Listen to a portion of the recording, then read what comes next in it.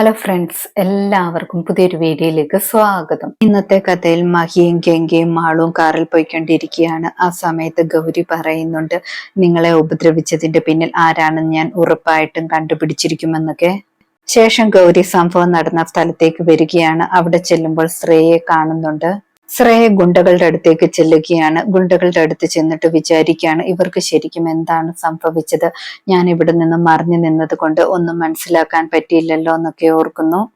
ശ്രേയ അപ്പോൾ ഗുണ്ടകളിൽ ഒരാളെ പിടിക്കുന്നുണ്ട്. ശ്രേയയ്ക്കും ഷോക്ക് അടിച്ചിട്ട് താഴേക്ക് വീഴുകയാണ്. ശ്രേയയുടെ ബോധവും പോകുന്നു.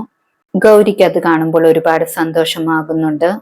ശേഷം വീട്ടിൽ വന്നതിന് ശേഷം ഗംഗയുടെ അടുത്തേക്ക് ഗൗരി ചെല്ലുന്നുണ്ട്. ഗൗരി ശ്രേയയുടെ കാര്യമൊക്കെ പറയുന്നുണ്ട്. ശ്രേയയ്ക്ക് ഷോക്ക് അടിച്ചിട്ടുണ്ട്, അവൾക്ക് അങ്ങനെ തന്നെ വേണമെന്നൊക്കെ പറയുന്നു. ഗംഗ അപ്പോൾ പറയുന്നുണ്ട്, ശ്രേയച്ചി നമ്മുടെ വീട്ടിലെ അംഗമല്ലേ, ചേച്ചിക്ക് ഒന്നും പറ്റണ്ടായിരുന്നു എന്നൊക്കെ പറയുന്നു. ഗൗരി അപ്പോൾ പറയുന്നുണ്ട്, നിന്നെ ദ്രോഹിക്കുന്നവരെയും നിന്നെ കൊല്ലാൻ ശ്രമിക്കുന്നവരെയും നീ എന്തിനാണ് സ്നേഹിക്കുന്നത്? അവർ നിന്നെ ദ്രോഹിക്കുക മാത്രമാണ് ചെയ്യുന്നതെന്നൊക്കെ പറയുന്നു. ഗംഗ അപ്പോൾ പറയുന്നുണ്ട്, ശ്രേയച്ചെ ഞാൻ എൻ്റെ ചേച്ചിയെ പോലെയാണ് കണ്ടിരിക്കുന്നത്, ചേച്ചിയുടെ മനസ്സൊക്കെ മാറി വരുമെന്നാണ് എനിക്ക് തോന്നുന്നതെന്നൊക്കെ പറയുന്നു. ഗൗരി അപ്പോൾ പറയുന്നുണ്ട്, ഒരിക്കലും മാറുമെന്ന് തോന്നുന്നില്ല, ഇവർക്കൊക്കെ നല്ല ശിക്ഷ കിട്ടിയേ പറ്റത്തുള്ളൂ എന്നൊക്കെ പറയാണ്. ഗൗരി പറയുന്നുണ്ട്, അതൊക്കെ പോട്ടെ, നാളെ മാളുവിന്റെ ബർത്ത്ഡേ ആണ്, നീ ആണെങ്കിൽ എന്റെ മാളുവിനെയും കൂട്ടി അമ്പലത്തിൽ പോകണമെന്നൊക്കെ പറയുന്നു. ഗംഗ അപ്പോൾ പറയുന്നുണ്ട്, മാളു നമ്മുടെ മകളല്ലേ, അവളുടെ ബർത്ത്ഡേ ആഘോഷമാക്കുമെന്നൊക്കെ ഗംഗ പറയുന്നുണ്ട്. അടുത്ത ദിവസം രാവിലെ ഗംഗ കുളിച്ചിട്ട് മഹിയുടെയും മാളുവിന്റെയും അടുത്തേക്ക് ചെല്ലുന്നുണ്ട്. മാളുവിനെ ഗംഗ വിളിച്ചുണർത്തിയിട്ട് ബർത്ത്ഡേ വിഷസ് പറയുന്നു. മാളുവിന് ഒരുപാട് സന്തോഷമാകുന്നുണ്ട്. മഹി അപ്പോൾ പറയുന്നുണ്ട്, ഇന്ന് മാളുവിന്റെ ബർത്ത്ഡേ ആണെന്ന കാര്യം ഞാൻ മറന്നുപോയി, ഗംഗ എങ്ങനെ ഓർത്തെന്നൊക്കെ ചോദിക്കുന്നു. ഗംഗ അപ്പോൾ പറയുന്നുണ്ട്, മാളു എന്റെ മകളല്ലേ, അപ്പോൾ ഞാൻ മറക്കുമോ എന്നൊക്കെ പറയാണ്. ഗംഗ പറയുന്നുണ്ട്, നിങ്ങൾ രണ്ടുപേരും പെട്ടെന്ന് കുളിച്ച് റെഡിയാകണം, നമുക്ക് അമ്പലത്തിൽ പോകണം, മാളുവിന് വഴിപാടൊക്കെ ചെയ്യണമെന്നൊക്കെ പറയുന്നു. ശേഷം ഗംഗയും മഹിയും മാളും ഒരുങ്ങി റെഡിയായിട്ട് അമ്പലത്തിലേക്ക് പോകാനായിട്ട് താഴേക്ക് ഇറങ്ങി വരുന്നുണ്ട്.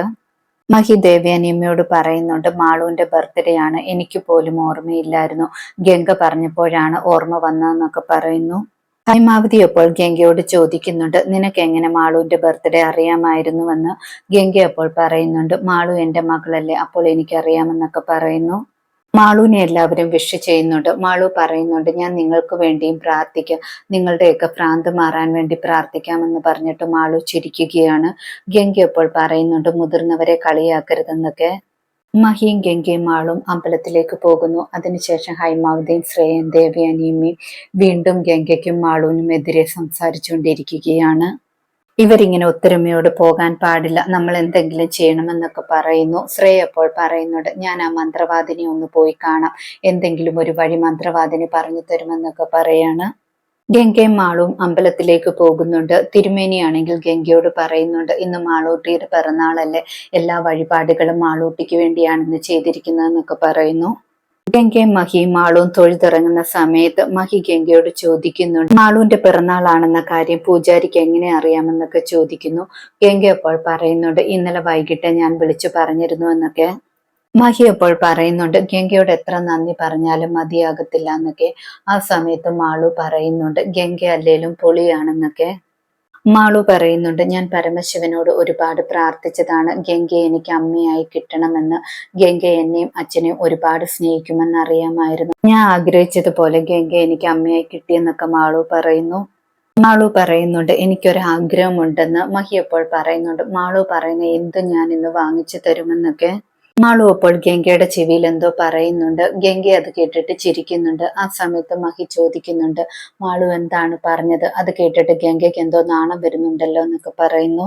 ഗംഗ അപ്പോൾ പറയുന്നുണ്ട്, മാളു പറഞ്ഞത് മാളുവിന് കളിക്കാൻ ഒരു കൂട്ട് വേണമെന്നാണ്, അനിയനോ അനിയത്തിയോ വേണമെന്നാണ് പറഞ്ഞതെന്ന്. മഹിക്ക് അത് കേൾക്കുമ്പോൾ ചിരി വരുന്നുണ്ട്. മഹി മാളുവിനോട് പറയുന്നുണ്ട്, ഇതൊന്നും അമ്പലത്തിൽ വെച്ചല്ല പറയേണ്ടത്, നമുക്ക് വീട്ടിൽ ചെന്നിട്ട് ഇതൊക്കെ സംസാരിക്കാമെന്നൊക്കെ പറയുന്നു. ശേഷം കാണിക്കുന്നത് രാഹുലിനെയാണ്. രാഹുൽ വെളിയിലേക്ക് പോകാൻ തുടങ്ങുന്ന സമയത്ത് ഹൈമാവതി ചോദിക്കുന്നുണ്ട്, എവിടെ പോവുകയാണെന്ന്. രാഹുൽ അപ്പോൾ പറയുന്നുണ്ട്, മാളുവിന്റെ ബർത്ത്ഡേ അല്ലേ, അതൊന്ന് ആഘോഷമാക്കണം, രാജിയാണെങ്കിൽ സാധനങ്ങളൊക്കെ വാങ്ങിക്കൊണ്ട് വരാൻ പറഞ്ഞിട്ടുണ്ടെന്നൊക്കെ.